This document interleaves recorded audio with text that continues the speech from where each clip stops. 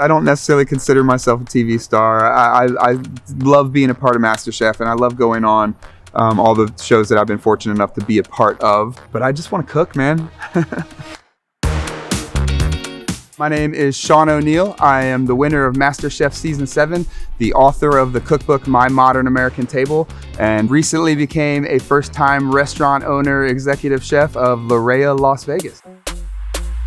Before I was a chef, I was a DJ, and I started DJing when I was really young, so I was kind of the fun guy in high school. And I remember throwing a party out in the woods. I lived in Western North Carolina, and it was, you know, a little camping party, and I grilled burgers up for everybody that came and hot dogs. And that was kind of my first memory of when I really fed people for the first time from a grill. I've been hooked ever since.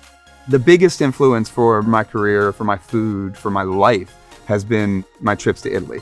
I first went to Italy in 2013, and it was just one of the most mesmerizing, eye-opening experiences. The amount of ingredients they use to make something that is just mind-blowing is just insane. Where did my passion for cooking ultimately start? Everybody wants me to say my mom, and my mom was an amazing cook, but she was very 70s and 80s, and you know, a lot of stuff, cans, casseroles, things like that. She cooked with love, and that's what I took from my mom. My dad managed the grill when I was a kid, which may not have been the best thing. He was a medium well guy. At that point, I smothered everything in a ton of steak sauce because it was almost burnt. But that's the way he liked it, right? He cooked it right for the way he liked it. And, you know, as a kid, you kind of eat what your parents give you. But as soon as I got out on my own, I actually worked at a steakhouse, and that's when I fell in love. Give me a bloody steak. You know, salt and meat are the perfect combo when you cook them right. So I became the grill master. I invite people over all the time. It's hard to eat a 16-pound brisket by yourself. So what was MasterChef like to be on it and then to eventually win it? Life-changing in some ways to win it, obviously. But to be on it, you don't sleep much. You dream about Gordon Ramsay. I had the same reoccurring dreams where we were doing one of our challenges somewhere, and for some reason Gordon would take off running like Super Mario, and I just could never catch up with him, and it was just the strangest dream. You know, they just seep into your head, and all you want to do with the whole time you're there, you know, you're thinking about the $250,000, you're thinking about the trophy or the cookbook, but really all you want to do is put something on a plate that Gordon Ramsay goes, that's all you want to hear. I do still speak to Gordon every once in a while. I speak to his team more often because Gordon Ramsay, he's a busy guy.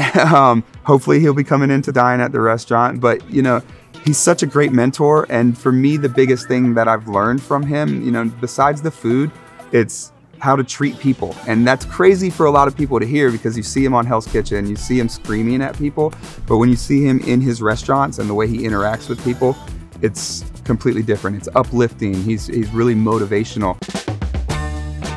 How long did it take me to write the cookbook? The process for me was I had to write it in about 3.5 months because obviously it was part of the prize package for winning MasterChef. So you have to have it on their timeline where they can promote it on the next season of the show. I really wanted to make sure whether you're a beginner, intermediate, or advanced, you can nail every single one of these recipes. They might take you 2 days to cook, but you can definitely do it. My advice for aspiring chefs is always to fail as much as possible. Cook and mess it up, burn it, experiment.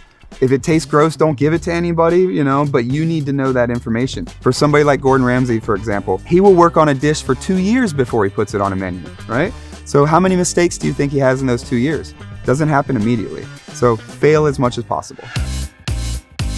One of the things I'm focused on at La Raya is using as much local products as I can. I know that sounds crazy, I'm in the desert, but we actually have a local pig farm, and I'm gonna be the first restaurant actually serving pigs raised and grown in Las Vegas. There's also a Wagyu farm that's northern Nevada that we're gonna be working with. So I will have 2 of my main protein products being sourced from within 200 miles in the state of Nevada. There's a lot more that actually grows in the desert than people think of. So we are gonna try to stay of our place as much as we can.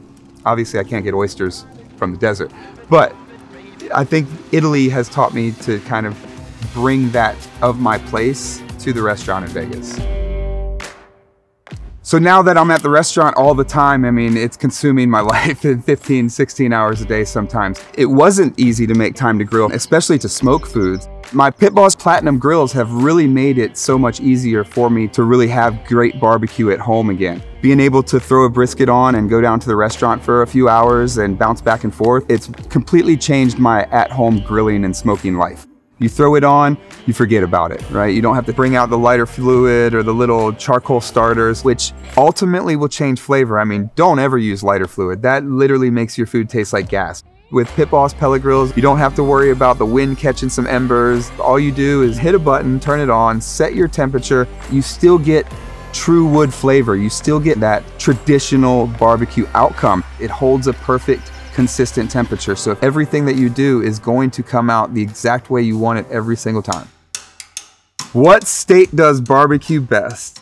Texas. It's Texas for me, and it's because of brisket. You know, that central Texas, that Austin area, Lockhart, which is the namesake of the Platinum Lockhart, they just do it so right, and they do it so simply. Even though I am a sauce guy, and I do put sauce on my brisket. I'm sorry, Texas, but I do. When they get into ribs and other things like that, they kind of start running inferior to other parts of the country.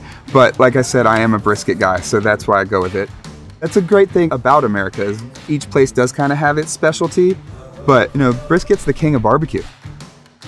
In the kitchen at the restaurant, I definitely push some boundaries. In the kitchen at the restaurant, I definitely kind of push some boundaries a little bit, which I feel like I've been able to find my job too, that people are interested in. As a chef, I've been able to find a voice in food whether it be people are interested in, and give them my flavors, whether it be helping somebody with a healthy diet or just giving somebody a delicious dinner for their family.